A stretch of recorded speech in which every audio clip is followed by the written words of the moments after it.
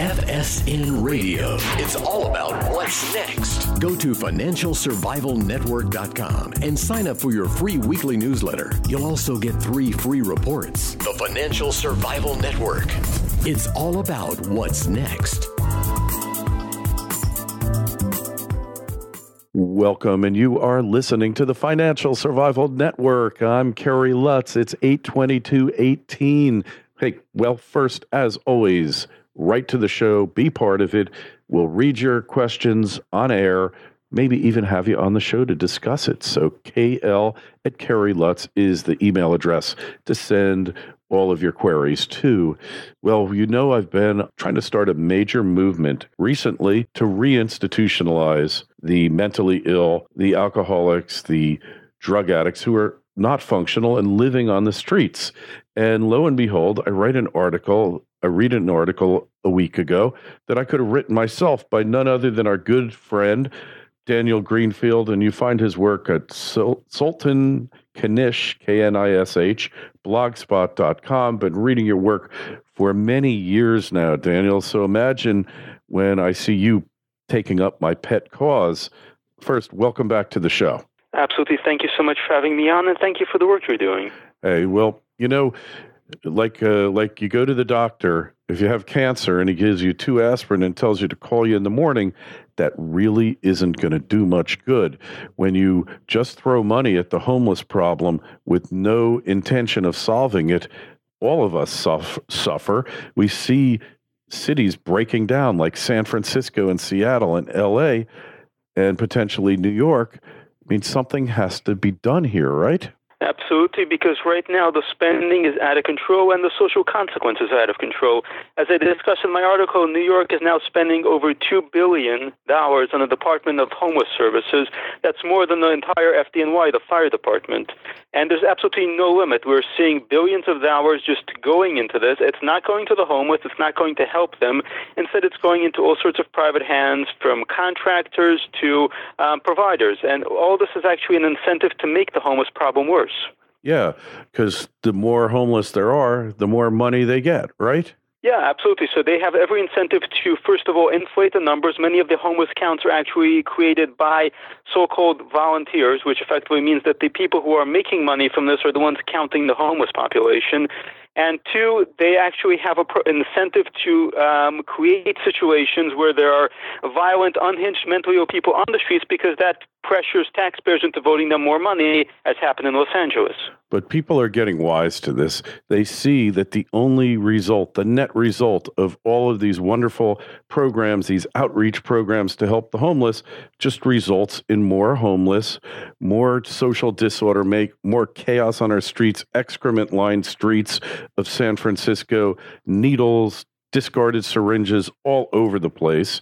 And we're supposed to be happy with this and just take it, right? That's the idea. Or vote them more taxpayer money and keep burning through more money, set up more shelters in residential neighborhoods, ignore the fact that the existing shelters in many cases have beds that are going unused, that the so-called homeless population, which is really a population of the mentally ill, is actually not interested in the shelters in the first place, because they would have to stop using drugs and stop using alcohol to be in them.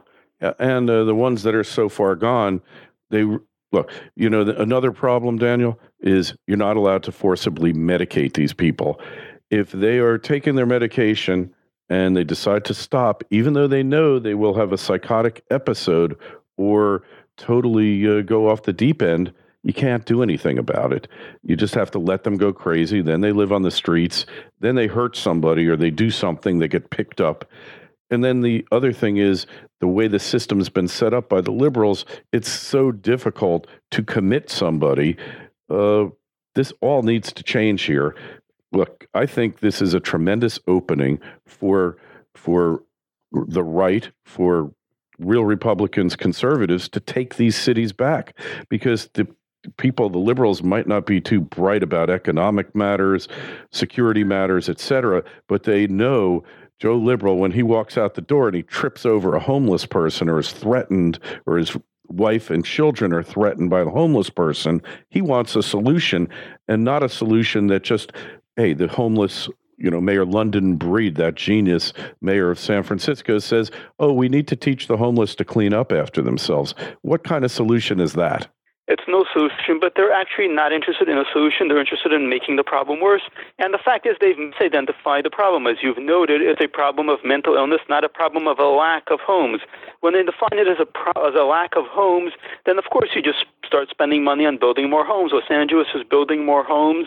They're cost of around $500,000 per unit, but it's not actually being used. And New York City, for example, is housing them in various luxury hotels in various places, spending hundreds of dollars per night.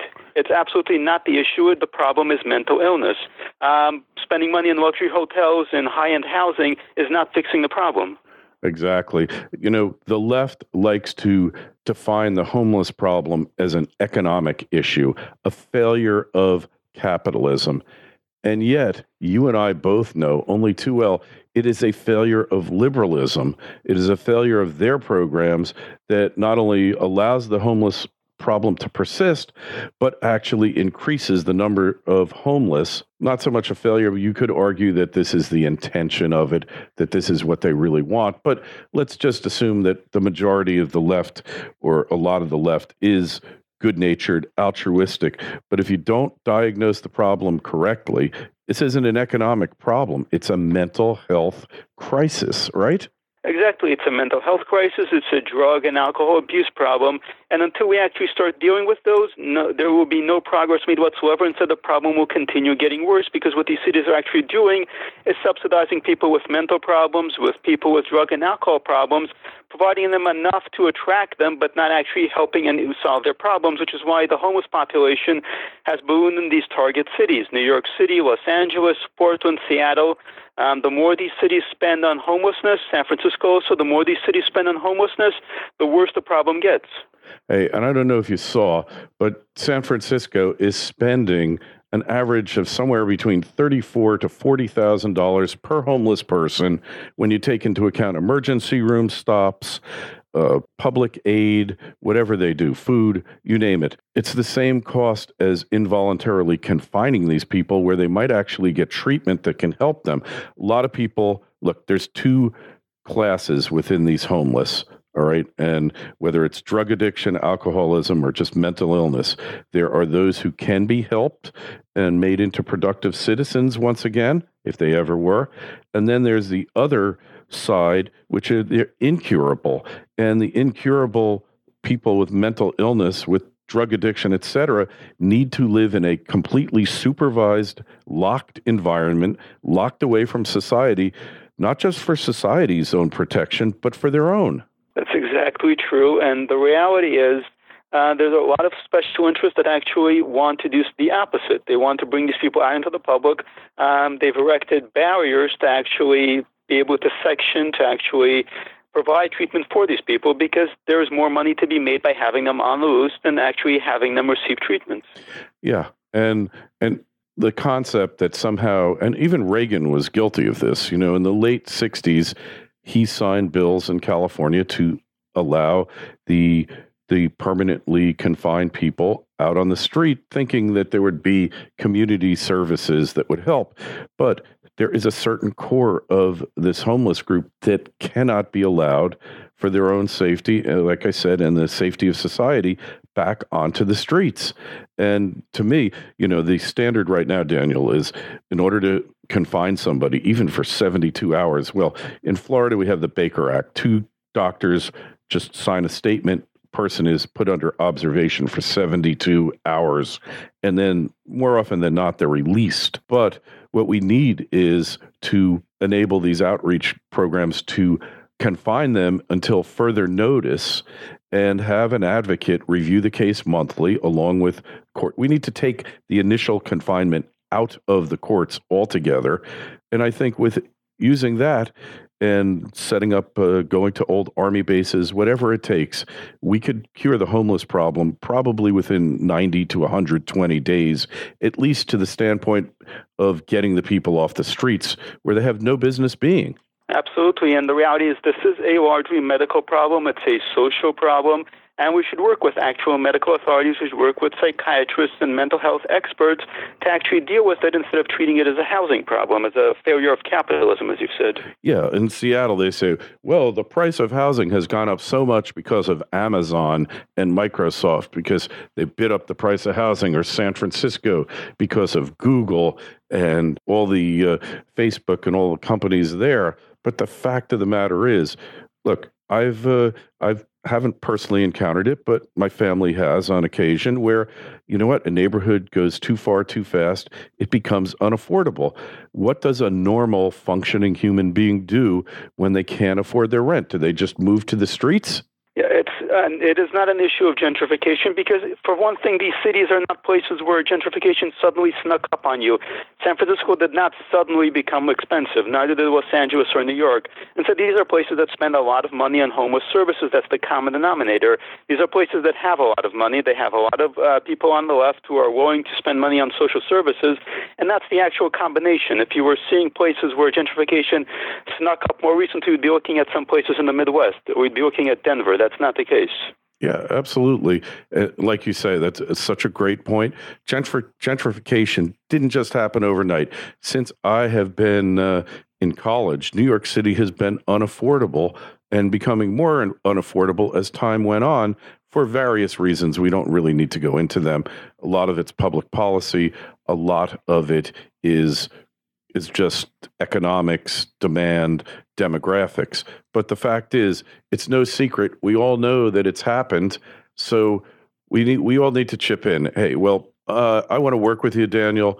I want to help bring this alternative view of homelessness to the psyche of America. And, you know, if enough of us stand up and say, wait, the way you are treating the mentally ill is insanity, let's do something about it. Maybe we can start to cause an awakening in the country and get the people on the side of sanity.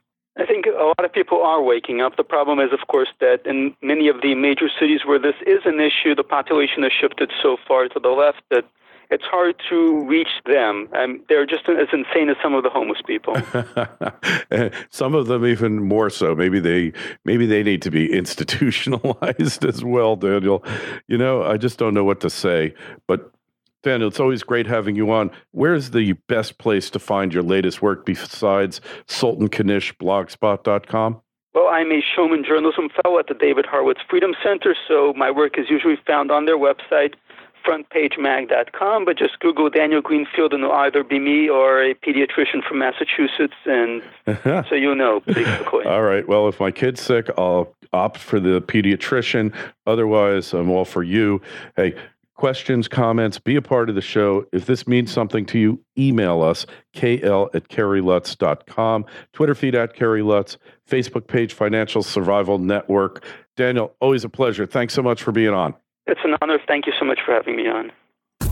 FSN Radio. It's all about what's next. Go to FinancialSurvivalNetwork.com and sign up for your free weekly newsletter. You'll also get 3 free reports. The Financial Survival Network. It's all about what's next.